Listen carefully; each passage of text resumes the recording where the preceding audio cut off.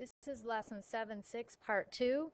In the first part of this lesson, we learned how to simplify natural logarithms using the properties of logs, and we began to solve natural logarithm equations. We're going to do some more of that, then we'll solve exponential equations, and then we'll look at a real-life problem. So, continuing to solve logarithm problems. In this example, we want to get rid of our natural log, so you put in a base e on both sides. It cancels the natural log. We have 3x plus 5 quantity squared equals e to the fourth. Then we can take the square root on each side, and that'll cancel the x or the square there. So we have 3x plus 5 equals the square root of e to the fourth. As you know, a square root comes in a plus or minus variety. And we can also simplify this radical because that would be e to the 4 halves. So that makes it e squared. So we have 3x plus 5 equals e squared. Then we can subtract 5. And we can divide by 3. And of course you could calculate that. That comes out to 0.796. In our next example here, we have 2 logs, and so we're going to have to condense the log before we can solve it. So the addition here means we're going to multiply the 2 quantities. So we have natural log of 2x times 3, which would be 6x, equals 2. Then if we put in a base e, that will cancel the log. So we have 6x equals e squared. And then we can divide that by 6, so we have e squared divided by 6. And that equals 1.232. Okay, now we're going to solve exponential equations. You notice that none of these equations have logs anymore. They have a base e. So we're going to solve the equation by first subtracting 2. So we have 4e to the 2x equals 14. Then we would divide by 4, and 14 divided by 4 reduces to 7 halves. And then we're ready to get rid of our e here. So the inverse to an exponent is a log.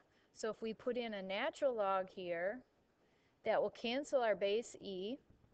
It will leave us with 2x equals natural log of 7 halves. And then we can divide by 2. So we have natural log of 7 halves divided by 2.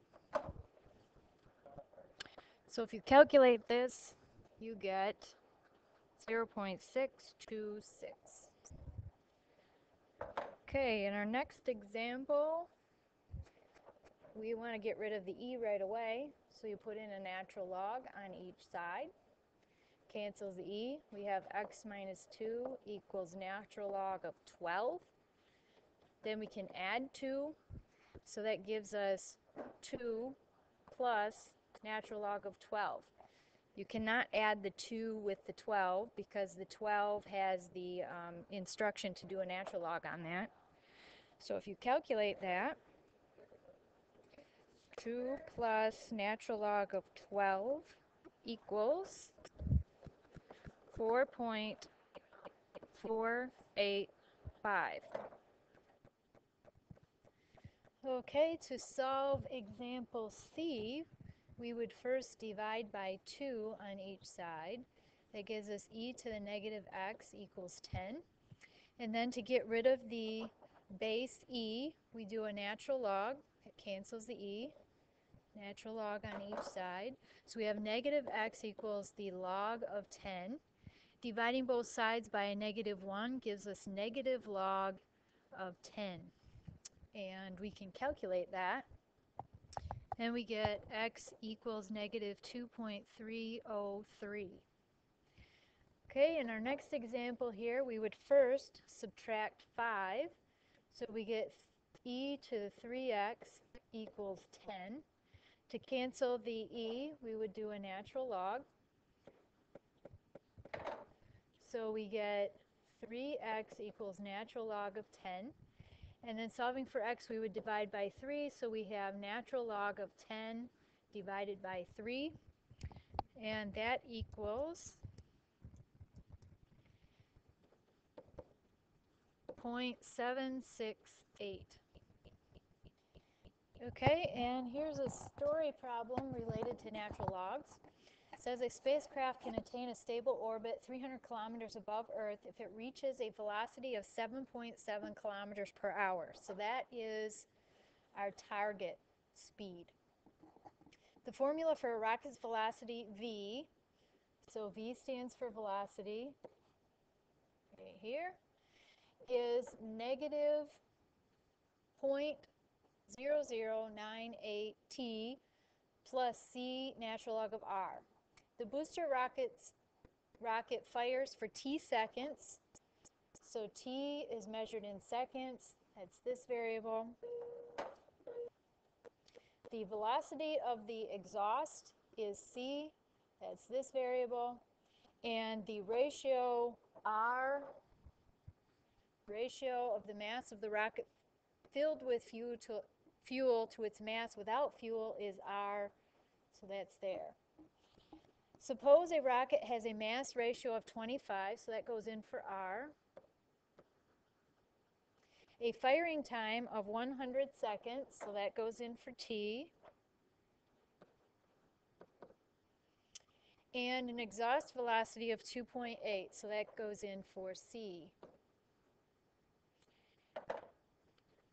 So the rest of it is negative 0.0098, and that calculates for v.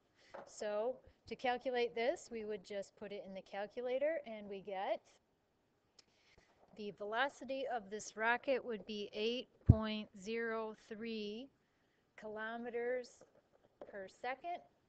And it says a spacecraft can attain a stable orbit 300 kilometers above Earth if it reaches a velocity of 7.7. So can our spacecraft attain a stable orbit above Earth? Yes, because it's going faster than the required minimum of 7.7. And that concludes Chapter 7.